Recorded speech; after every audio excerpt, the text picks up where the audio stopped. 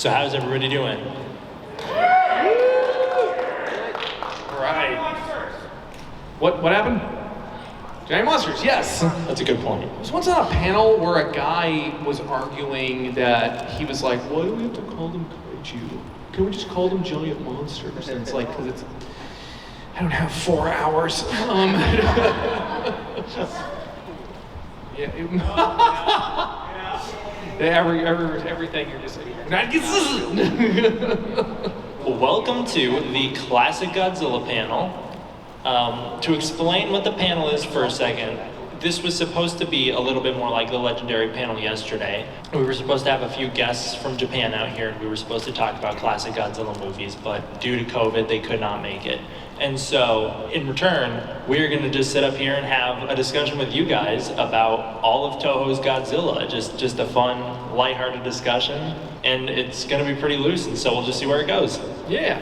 I like you deftly dodged me being the consolation prize because we couldn't get anyone from Japan, so I guess we'll get Matt. Yes. No, I probably would have fought my way onto this panel regardless. Yeah. But no, do we want to introduce ourselves? Yeah, so I am Derek. Some of you may know me as D-Man1954 on YouTube. Thank you. What is it, 82,000 subscribers? It's around there. Yeah. Anyway, go ahead. Me over here with my, I've got 2,100, I think. Go ahead. I've been doing Godzilla videos on YouTube since 2014. I've been a lifelong fan. I've started watching Godzilla movies ever since I was a little kid. My dad showed me King Kong vs. Godzilla and all the others, and so I grew up as an early Showa child. And as time went on, I got all of the movies, and eventually now I've got them all, and I've become quite the super fan. But how about you? No one wants to know about me. Oh, okay. We have Matt Frank, the king of kaiju, classic Godzilla artist, worked on tons of comic books. I literally did not expect you to actually give me such a nice introduction. That is correct. I have worked on a lot of Godzilla comics. I worked for IDW for 6 years on their various Godzilla books. I worked on just about all of them in some capacity. I've also worked on other Godzilla-related stuff, like the Godzilla Hamtaro crossover from that was a sort of a revival thing they did, and I've also worked on other kaiju-related stuff, like the Gamera box set from Arrow. And which I also did a commentary track on. I've been doing a lot of Ultraman stuff recently. Today is Ultraman Day, by the way. 55 years of Ultraman. And I worked on, I did a couple of covers for Marvel's Ultraman book, and I did the artwork for this big Ultraman pinball machine that's coming out. That is also already sold out somehow. And that's very exciting. And I'm really trying to resist the urge to just talk about Ultraman for the next 10 minutes. But yeah, so I'm an artist, and I've been around, and I'm downstairs next to the other Godzilla people. So yay. So I guess just to start out with a discussion here, can we talk about your history with the franchise and just talk about a little bit about being fans and what Godzilla means to us? Oh, I think it's a great place to start, Derek. Let's see. Well, like as a kid, I think a lot of us were into dinosaurs as kids, and I'm seeing a lot of nods, seeing a lot of very solemn nods, like and the way I think it works for a lot of people is when they're younger, again, you're super into dinosaurs, and then you see Godzilla. You see the biggest, baddest dinosaur you've ever seen, and he breathes fire, and he destroys cities, and there he is walking down the aisle now. And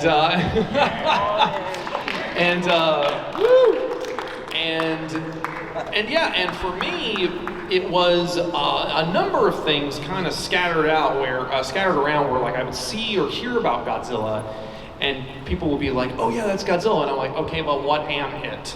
Like, what's a Godzilla?" And eventually, I finally started seeing the movies, and I think I would only see like them in bits and pieces on television, but it wasn't until I got a copy of Godzilla vs. the Sea Monster on VHS, which is really an underrated Godzilla movie. Because, Yeah, because I remember thinking like, what? I thought he destroyed cities because he's on an island the whole time, and then of course later I found out like, oh, this is originally supposed to be a King Kong movie, and they kind of wrote Godzilla into it at the 11th hour. Didn't bother to change much else about it, but and it's legitimately super fun. And I remember after that it was like going to Blockbuster. Any of you kids out there remember Blockbuster Video? Yes. Get overcharged for a movie for 2 days. And I would go hunt, because at the time, no internet, so I had to go hunt for these films, and I'm like, there's a son of Godzilla? Like, that was all new information to me.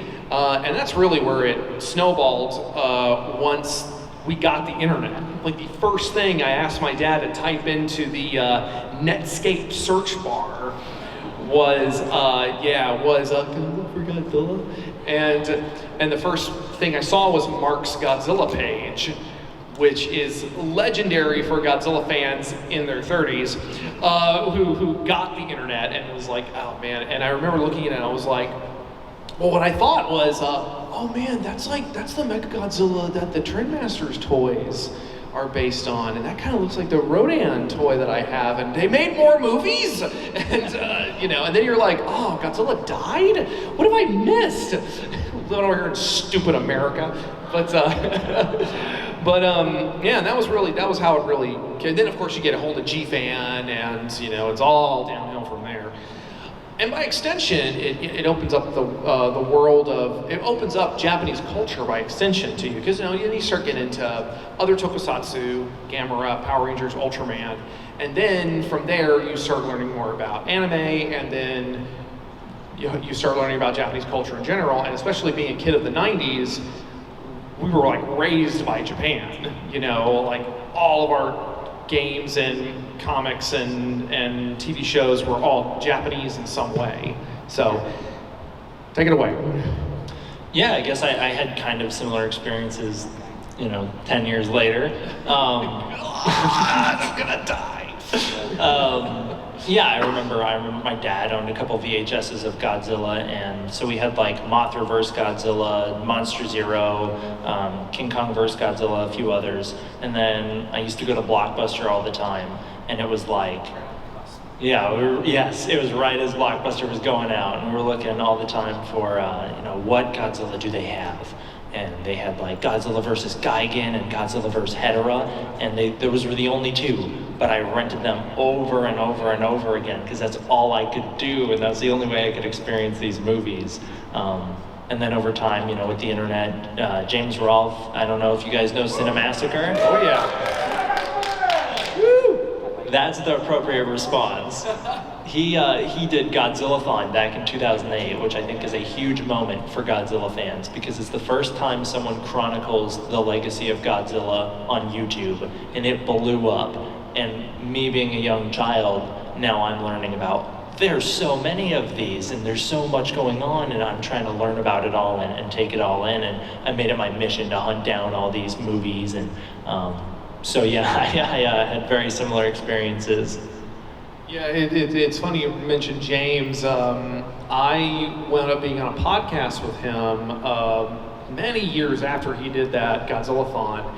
And I was sitting here thinking like, well, he got some stuff wrong, so we may have to carry him a little bit. And it turns out he had learned quite a bit in the interim. But it was really funny, watching Godzillathon, and because at the time I was in college, and I'm listening to him and I'm thinking like, this is really cool. It's really nice to see this get so popular. And I've got these friends over here who are about my age who are just like, you got this wrong, and I got this wrong, and I got this wrong. And I'm like, actually, it's called Mothra vs. Godzilla, not Godzilla vs. Mothra. Okay, that's the only time I'm doing that voice. Well, I liked what you said earlier about Godzilla vs. the Sea Monster at our Horror of the Deep. And so in order to try and fulfill what we were going to do here, which was going to be a little more informative, I think it'd be cool to give a little bit of the backstory for that movie.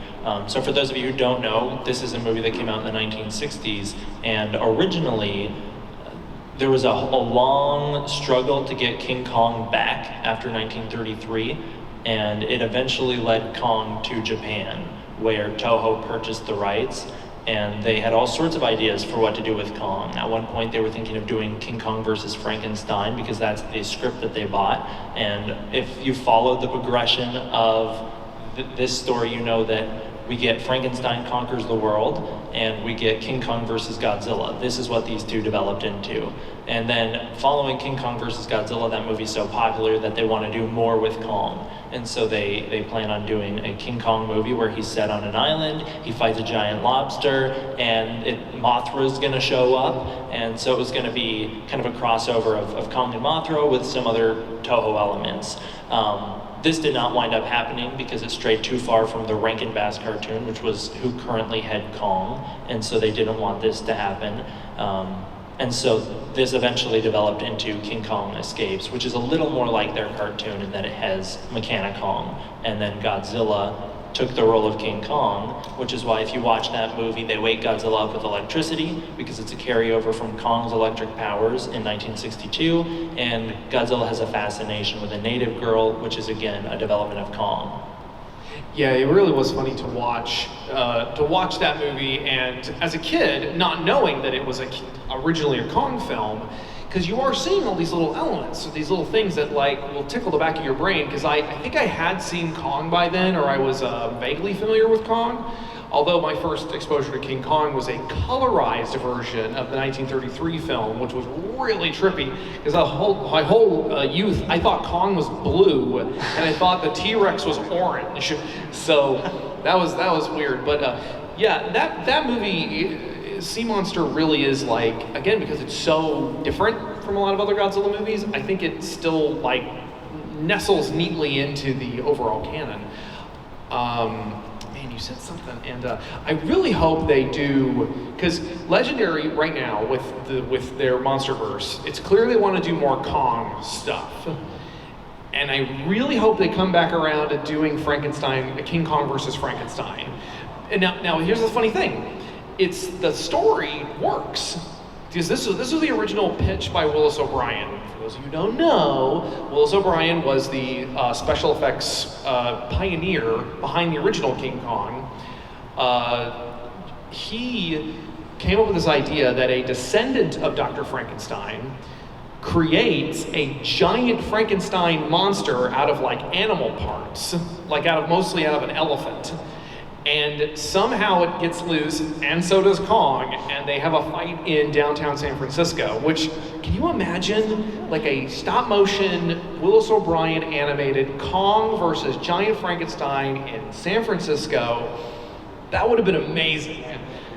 Yeah. So I think the idea was this was supposed to be a follow-up on Kong's story as well. So it was supposed to be like King Kong is being brought back from the dead, King Kong Lives style, I guess, where it's like he's back and he didn't die in the last one. And then that fall from the Empire State Building totally didn't shatter every bone in his body. Sure. Yeah. So I think the idea is like, oh, King Kong, they're gonna put Kong and Frankenstein in a circus together, and then they were supposed to fight each other and break out. Old movies. Yes, we have this beautiful, this incredible scientific marvel. Put it in a circus, like Gorgo. They did it with Gorgo. They did it with Mighty Joe Young. It's Mighty Peking Man. That's right. That movie's coming out on Arrow. Arrow's putting Mighty Peking Man out on Blu-ray, which. Ooh, that's a weird one. I gotta tell you. Yeah, it is. I did the title treatment for the Blu-ray set, but I shouldn't say that yet. Keep it a secret.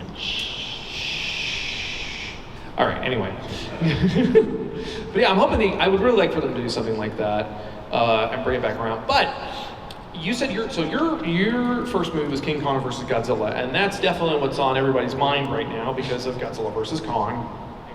But I think a lot of people are not aware of the fact that that movie, in its original Japanese form, is a comedy.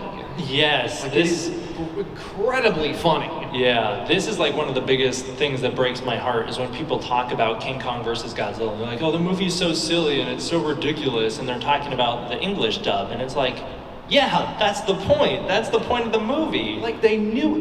That's the thing. I often hear people. It's the same thing. you're on the same wavelength here.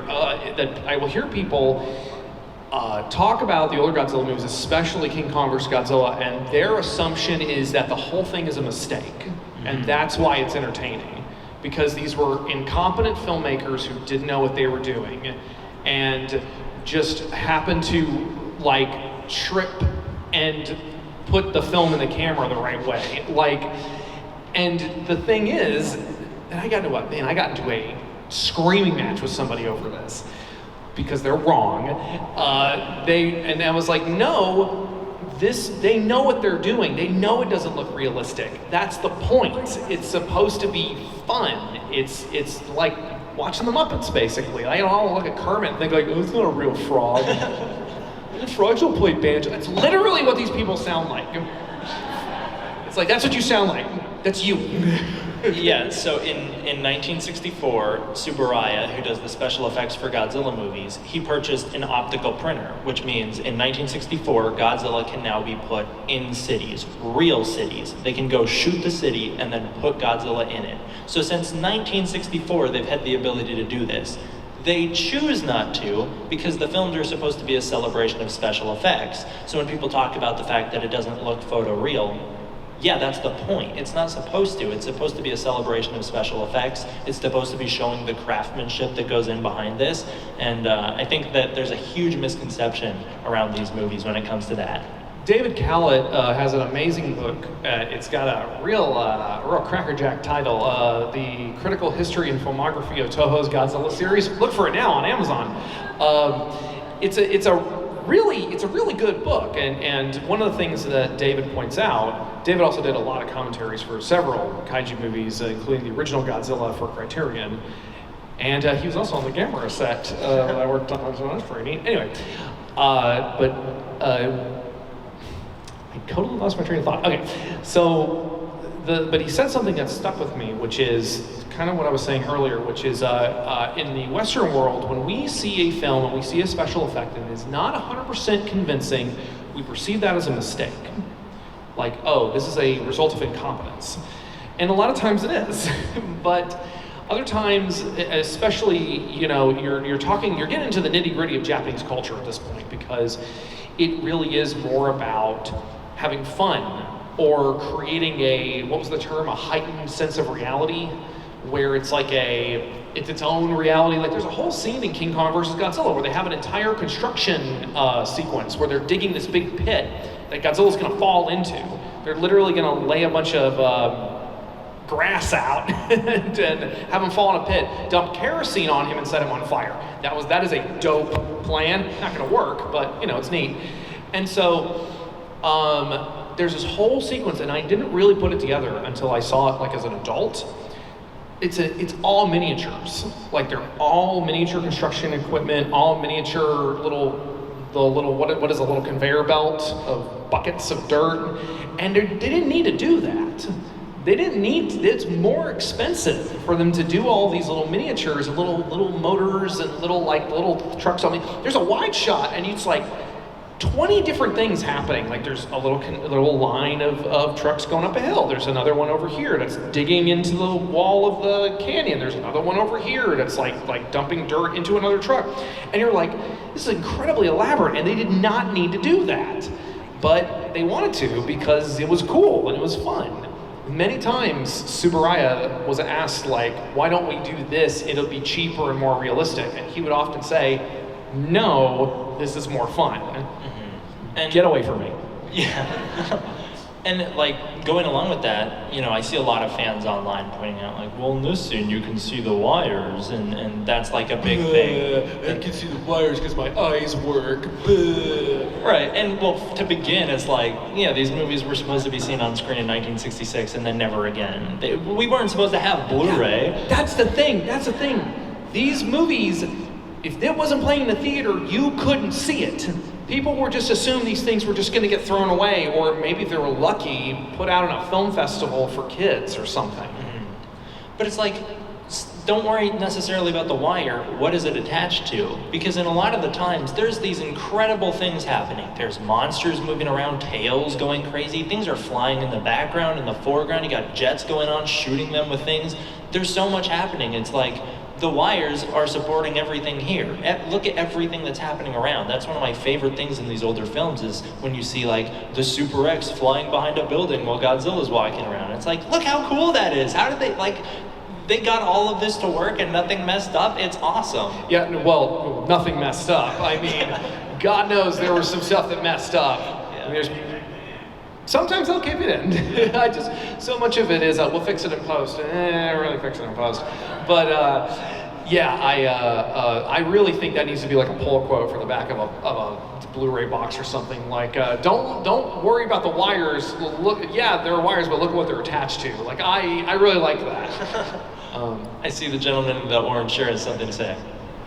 That was, there's always been this conception of, it's like, oh, it's just a guy in a rubber suit stomping on Legos, and they don't pay attention to the intricacies. Like, it's like a 100-pound, 100-degree suit with a bunch of stage lights, and you're in a big, heavy fucking suit. Well, we also have a culture that cynicism is smart. Like, I don't enjoy things, therefore I'm smarter. Like, wait, hold on. I have to find. Oh, she's got my phone. Never mind. There's a quote that's from the opening of a Robin Hood novel, one of the first Robin Hood collection of Robin Hood stories, and it's something like along the lines of, "Thou who walks in the land of pedantic cynicism," or something like that. These pages are not for you. That sort of thing. Like, it's basically like, all right, okay, yes, we know that Robin Hood is not real. Okay, go away and let the rest of us have fun. And that really is kind of the idea, but it's hard to. There is also the reality that it's hard to get an adult into this stuff. It's way easier to get into this stuff when you're a kid and you have a broader sense of suspension of disbelief. Because if you don't have that, it's hard. It's hard to deprogram yourself, basically. You're often going to take your own life. Mm-hmm. As a kid, you do that naturally. That's a good way to put it. Once you become a teenager and adult, you expect them to do the work for you. That's a good way to put it. I like that. Well, there's a scene, Toho is, and I swear I'll let you talk in a minute. So there's a scene from one of my favorite scenes in one of my least favorite Godzilla movies is Godzilla versus Megaguirus. Oh, you have something to say, buddy? Yeah, I had a big imagination when I was younger, and I loved the Godzilla films. That's what I like to hear, buddy. I loved them because, like, I didn't really focus on the bad parts, because they messed up and had wires and other things. I just like focusing on the giant kaijus fighting each other. Yeah, that's the stuff you should be focusing on, exactly. But there's a scene in Godzilla versus Megaguirus, which again is fun, but it's anyway. And there's a scene where the main character has jumped onto Godzilla's back, and she's got her suit on. She can only be on it for a couple of minutes before the radiation just gets to be too much. But she's on his back, and there's a green screen shot where they kind of CG green screen shot where they kind of pull out of her on his back, and she gets smaller and smaller and smaller as they're going past all these spikes on Godzilla's back, and then his head turns, and it's like, and then he dives into the water and stuff, and it's and I remember seeing that, and when I first saw that scene, I was like, that is so cool. I can't believe they did that. That was so awesome. And then you go back and you watch it, and it's like, yeah, the green screen's not great, and the CG doesn't really mesh with Godzilla. The CG going into the prop Godzilla doesn't really mesh. But again, if you have that suspension of disbelief, you're kind of like, you are more impressed with the fact that they just went for it and said, who cares if it doesn't look realistic? This is cool. Yeah, so in preparation for this panel, while it was still taking shape, I went back and I rewatched the 4 entry points for Toho's Godzilla. So that's the 1954 film, 84, Godzilla Millennium, and then Shin Godzilla. And the thing that struck me about watching them back to back that had never really struck me before is just how impressive the technological leap from each era is. And not only just the technology, but the filmmaking behind it. There's a massive improvement from one film to the next, where the cinematography is completely different in one film than it is in the next. They're doing things that they could have never done before, and it is like, sure, not all of it will look real. If you go back and watch Godzilla 1984, there's times when you'll see a big foot coming down, and it's like, oh, that's a prop foot. And then there's times when you'll see a big Godzilla, and you're like, oh, that's obviously an animatronic that's different from the suit. What you're not thinking about is, that's a giant life-size Godzilla prop foot that they built. That thing's actually coming down and blowing up cars. Like, that thing's attached to a crane. That's full size. And this animatronic, it's 30 feet tall. It's the biggest thing they've built for Godzilla to date. This is the biggest scale Godzilla's ever had. And I think it's really easy in retrospect to not credit that, to kind of like, well, yeah, but in Final Wars, Godzilla fights 30 monsters, and that's what makes it a better movie. Right. It's got more monsters. No, I don't want to say that as somebody who actually does enjoy Final Wars. Like, I don't hate any of these movies. But yeah, although fun behind the scenes fact, they had the exact same budget for Final Wars' monsters that they had for all the other Godzilla movies. They just had to make more monsters with less money and the same amount of time. Which, again, that's like a thing that we should be giving credit to, is like, look at what they pulled off in that case. If they had the same budget, they're pulling off something on a much grander scale. So sure, not all of the green screen looks great in that movie, but look at what they've done with the suits. They've got way more monsters than ever, and they look incredible. They move really, really well in that movie. And it's just, I think it's really easy to look at the current stuff and be like, well, Shin Godzilla has these amazing special effects sequences rendered in CGI, and then you look back at the old ones, you're like, yeah, well, that's an animatronic. You're not giving enough credit to the films themselves. You're missing the point. You rubes. When we're saying you, by the way, we're not talking about you. Not you guys specifically, just this half of the room. I'm just kidding, guys. Anyway, I'm just messing around. We're having fun. We're fun. Everybody's having fun.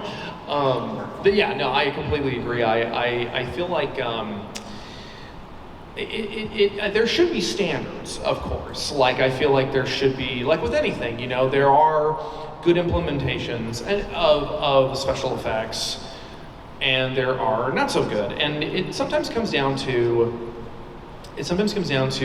you know, there is a certain level of competency behind the scenes, and it also is a question of how much time do they have, how much money do they have.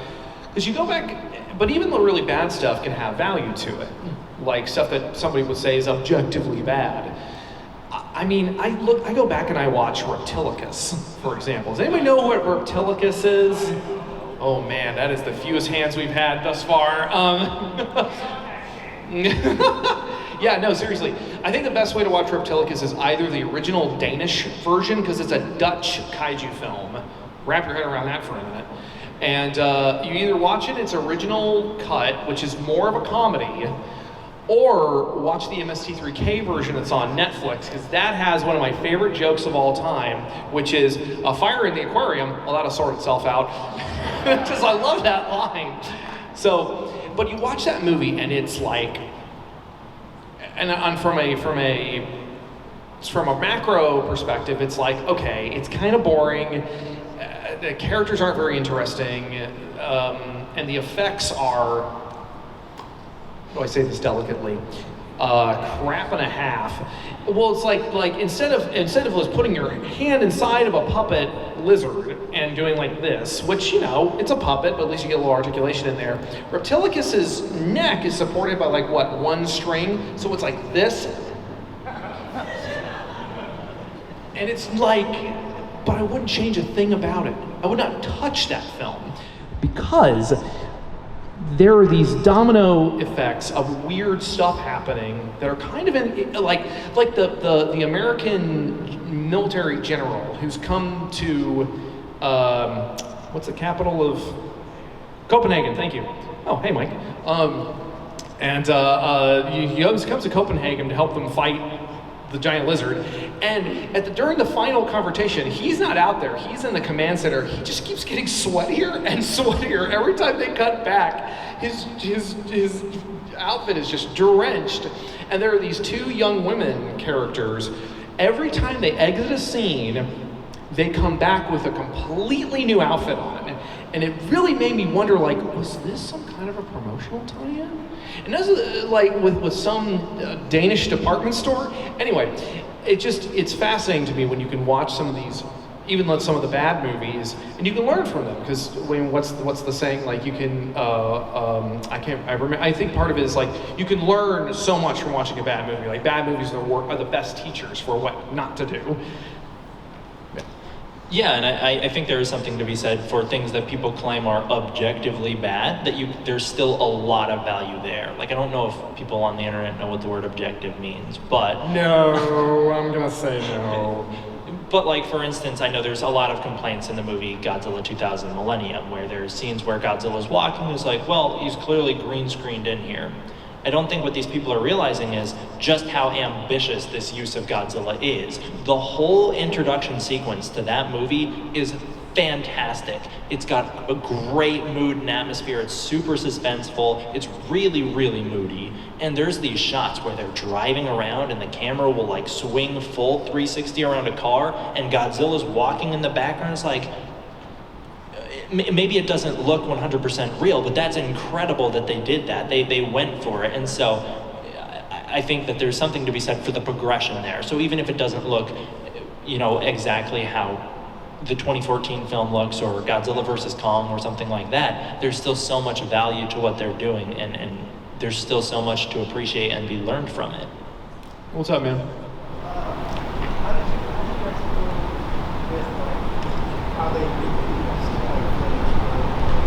Oh, you're asking about stock footage? Ah, yes. I mean, stock footage is what it is. It's a way to save money.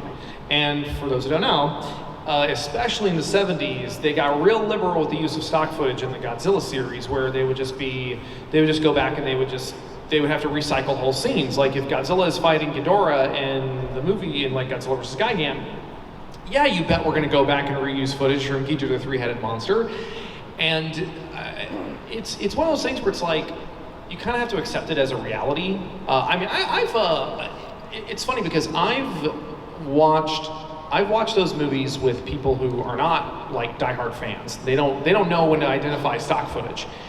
And you'll see in like Godzilla vs. Gigan or something, the stock footage is, if you don't know to look for it, it's pretty well integrated. Yeah, I was going to say that a lot of the times I think people complain about stock footage, but I'm often very impressed with the editing behind it, because a lot of the times it's super seamless. Ghidorah the Three-Headed Monster is one of those movies that everybody seems to love in the fan base, and that's a movie that uses some stock footage. There's scenes when like cars will flip through a glass window, and it's like, that's from the movie Mothra. So they, even in the best movies, they do it, and I'm always impressed often by how seamlessly that happens. And also, you have to remember, again, as we said earlier, these movies weren't necessarily intended to be seen multiple times. This is in an era back in the 1960s, 70s. It's not like you could just go pop in the Blu-ray and then watch Godzilla versus, Gigan or whatever. You don't get that chance. So when they're reusing stock footage, it's like, it kind of feels a little more fresh for people back then, and also it might be something that, like, yeah, I do want to watch this again. I remember this. That was very cool. We watch all the movies over and over again anyway, so we see this footage a million times, so it doesn't really matter if it shows up in one film or the other for me, because I'm going to see it all a million times anyways. I mean, I can't tell you how many times I've seen that one same, like, it's like a factory or something. It's like a factory of some sort, and it explodes. And it's like in 5 or 6 Godzilla movies, this thing explodes. And I don't remember where it originally was from. Anyway, what's up, man?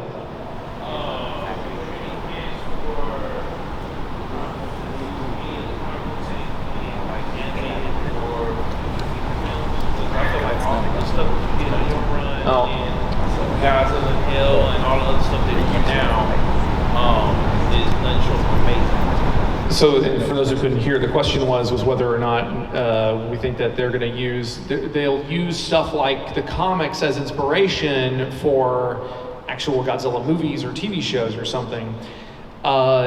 Typically, there's just so many rights wrapped up in all that, it's really hard to do like an adaptation of like an American comic book for like a Japanese movie or TV show. That's really hard to do. And also, but they have done that. What a lot of people may not know is that Bob Eggleton's issue 16 of the Dark Horse Godzilla comics, it features a story where Godzilla, it's sort of like a dream almost, but it's implied that he goes back in time to the time of the dinosaurs, and then this big dragon comes from outer space to feed on dinosaurs, and then Godzilla gets in a fight with it, and as is his wont. And it's a really cool issue. And then like a year or two later, or is it not much later, Mothra 3, King Ghidorah Attacks, has Mothra going back in time to fight a young King Ghidorah during the time of the dinosaurs while King Ghidorah is eating dinosaurs and stuff. And it's funny, Bob himself even asked, when he visited Toho, he asked, like, this is what he told me. He said, so, I was just noticing that. He kind of pointed that out to some of the reps he was talking to. He was like, I just noticed that, so this and this and this, and they just said, we really liked that comic. So I don't know how true that is, but it is also their IP, and they can, in some ways, kind of do whatever they want. Like honestly, I wouldn't be surprised if the Trilopods from Rulers of Earth suddenly popped up in a movie or a cartoon or something. I would be super thrilled with that. But that's because I'm a fan. But yeah, maybe somebody towards the blue shirt in the back, right there. Yeah, that's you. Do you think Godzilla 98 helped the franchise at all? Like in any way? Do we want to talk about Godzilla 98? Go. I would say yes, because without it, we wouldn't have had anything that came after it. You can hear interviews where people from Toho are talking about, after we saw that one, we knew we had to come back, and so they did, and then we got the Millennium run of Godzilla movies. And I think it also opened the door to what we have currently gotten. If we didn't get that 98 film, I don't think people would have tried as hard to bring Godzilla back faithfully in 2014. There would not have been the pressure on Gareth Edwards. And with the success of that film, now we have Shin Godzilla. Now we have the anime trilogy. Singular Point, for those of you who've seen that. Woo, Singular Point. It's a good one. Yeah. I think that's a very interesting, I think it's an interesting subject that probably could be a panel in and of itself, of Godzilla 98 and its impact on the franchise itself, because it's such a twisty, turny story of them trying to get an American Godzilla movie made, constantly having to, kick that can down the road because of all these roadblocks they kept hitting, and then the movie comes out and it's not a financial failure. Like, it does very well, and it does push Godzilla's profile in the West especially, but it also can be argued that it did contribute to the burnout we eventually got from, because by the time 2004 rolled around, by the time Final Wars rolled around, the franchise was in the gutter.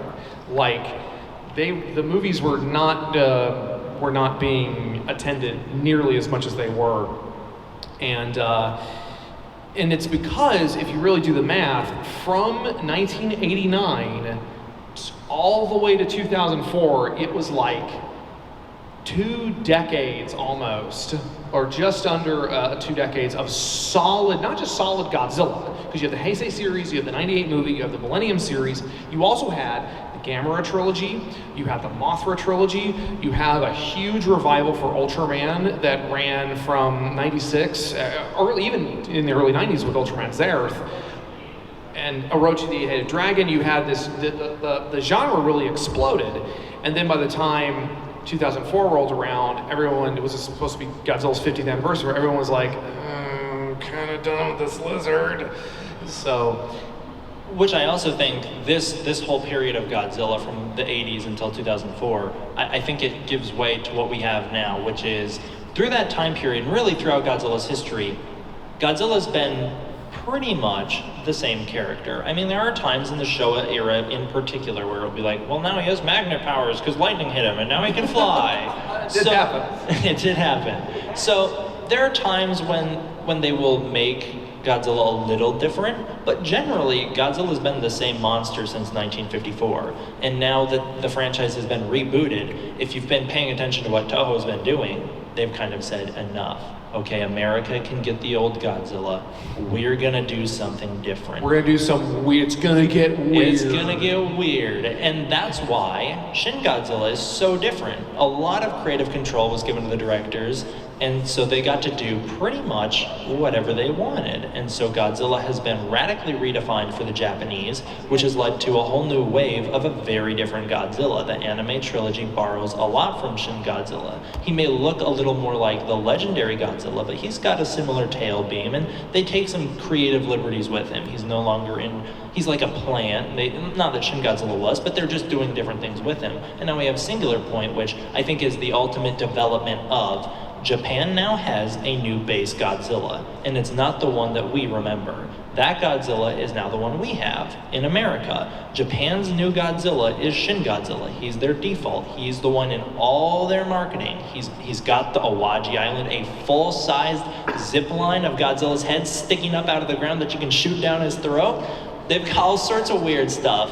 And like I said, the new show, Godzilla Singular Point, borrows heavily from Shin Godzilla. It's a new adaptation of that version of Godzilla. And so I think what we can expect to see from Japan moving forward is Shin Godzilla might be their new Godzilla for the current era. Whatever they're going to call it down the line, if they want to call it Reiwa or whatever they're going to call Reiwa it. seems to be the official name, but it's really funny that you mentioned that. This idea of like Shin Godzilla being the definitive Japanese Godzilla of this generation, and how diametrically opposed it is to the legendary Godzilla, to America's Godzilla, because Shin Godzilla really did a lot to recapture and re-embody this idea of nuclear horror, this idea of I hesitate to use this term, anti-life. This idea of something that is anti-nature, that is, because when we think about Godzilla, when Americans tend to think about Godzilla, it's hard for us to reconcile the idea of him being a force of destruction. We keep wanting to rationalize his actions by like, oh, well, he's nature's guardian, oh, he's Gaia's vengeance, oh, it's this and that and this and that. He's kind of an irredeemable jerk in Godzilla vs. Kong, because that's what he does, but we still have to keep trying to rationalize, like, well, he was provoked by Mechagodzilla. It's like, he wasn't provoked into going after Kong and killing all of those people on that fleet. He didn't need to do that. Kong found a home, he found a nice place to stay for the night, and then Godzilla blew it up. I think we just see a world now where Godzilla has been portrayed in an American film like he's been portrayed before. And so even in the American films, it feels a little weird because for some reason in America, we view Godzilla as a superhero. He's not viewed that way in Japan. No, he is Hakaishin. He is the god of destruction. That's like they call him King of the Monsters in a lot of stuff, especially in America, but in Japan, it's like all the time you see it rendered as Hakaishin, Hakaishin, Hakaishin. And it's like, and then you actually watch the media. Like I remember somebody on Twitter actually said after seeing Singular Point, like, I really want the Japanese to make a movie where Godzilla's the hero again. I'm like, ha, keep waiting. Go watch Godziban. Go watch the little puppet show. You get to watch Godzilla and his brothers like pal around and like protect the other monsters from King Ghidorah. And there you go. Look at the puppets. Yeah, I think Toho has kind of been trying to distance themselves from superhero Godzilla since 1975. When you watch The Return of Godzilla in '84, that's the movie where I think Godzilla kills the most people. He's like going after like some random guy on the street just to step on him and like he's blowing I don't up like civilians. you in particular. It's a very gruesome movie for Toho standards, and so I think that was their first attempt to be like, well, he's not the good guy you remember, and they've been that way ever since. Yep. Do we want to go ahead and do a couple quick questions? Because literally we only got about 5 minutes, so 4 minutes. Thank you. Okay, I want some people in the back. Kong axe. Yeah, that one. Oh shit. You gotta project. Stand up. No. I want to ask, what's your point of view of the kaiju form, like all kaiju Oh, just all the kaiju in the next 4 minutes? Gotcha. No, just, well, you know, about how the kaiju are portrayed in Singular Point was the question, and I love them.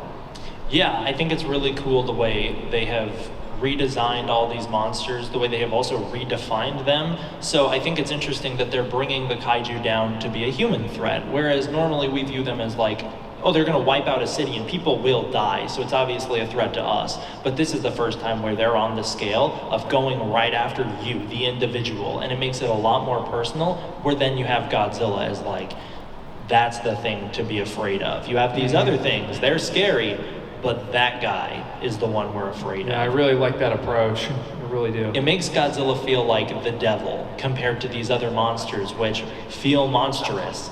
And so I think it gives a whole new layer to Godzilla. I like that a lot. Okay, red shirt back there. Hanna-Barbera cartoon. Let's talk about it for another hour. Well, you can shoot lasers out of his eyes. What else is there to say? Yeah, that's pretty neat. I like that. Voiced by the guy who was Lurch in the original Addams Family. Which was the guy who was that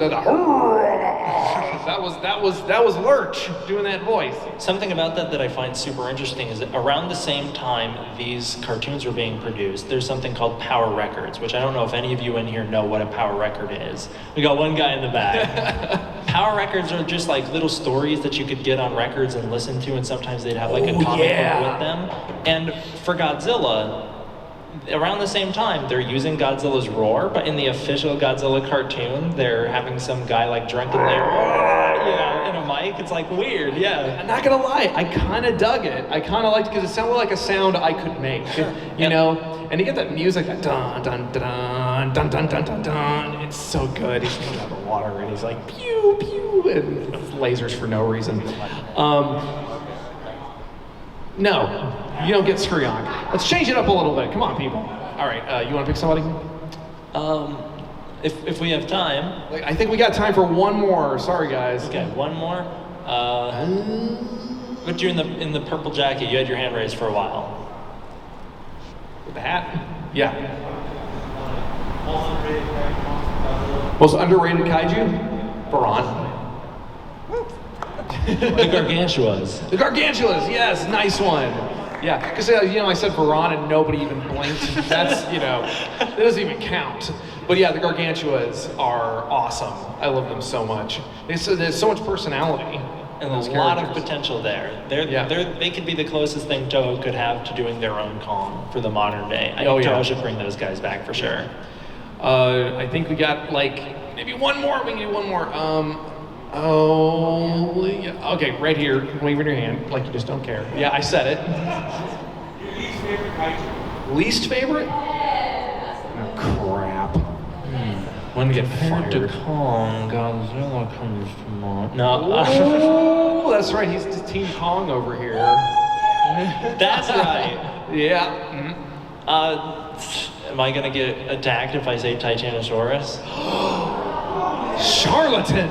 J'accuse! Why? I'm genuinely curious. He's just got the most annoying roar. You know, like a car backfire? Yeah, it gives me a headache every time. Well, that's legitimate. Worst kaiju. I have to pick something now? No, I like Manila. It's hard because they're all my beautiful, horrible children. You know what? I will say one of the ones I don't like drawing, like at all, whose design I just cannot commit to memory is Mecha King Ghidorah. Something about that design is because King Ghidorah is already a huge pain to draw, because he's got 3 heads and 2 wings and 2 tails and 2 legs and all these scales, and you're just like, and all the heads are different from the different iterations. I was like, oh, which version of King Ghidorah do you want? And the one with hair, thank God. And Mecha King Ghidorah takes all of that and amplifies it by being like, oh, okay, he's gonna have giant solar panels on his completely inflexible wings, so you better fit him in the frame. And he's got this center head that's like cylindrical in a weird way, and he's got all these little details, but That's all just art nerd crap. So yeah, if I had to pick one where I just, nah. So I think on that note, I think we might be done. Are we done? Are we out? All right. Well, yeah, that's time. Well, thank you everybody for joining us.